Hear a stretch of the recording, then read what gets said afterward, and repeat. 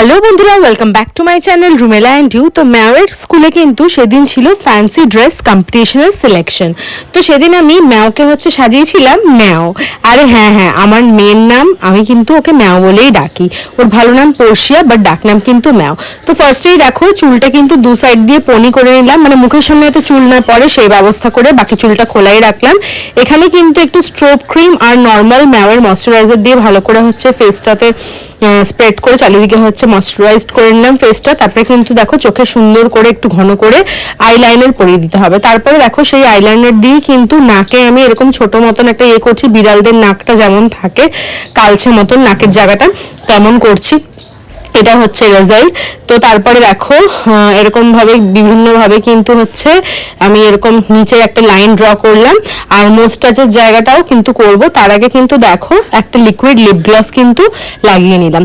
আর সেই liquid lip gloss মানে ঠোঁটের আউটলাইনটা আমি কিন্তু করে নিলাম আইলাইনার দিয়ে একটুখানি, যাতে বেশি সুন্দর লাগে দেখতে, বেশি প্রমিনেন্ট লাগে।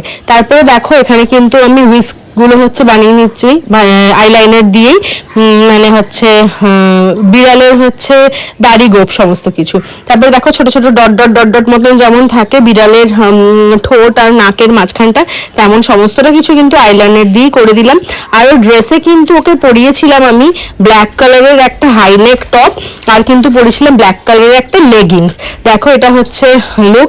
আর দেখো এইভাবে কিন্তু বাবা এরকম একটা লেজ বানিয়েছিল ম্যাওয়ের জন্য, যে যার সামনে এরকম বেল্ট মতন করে দিয়েছিল। দেখো এটা লেজটা।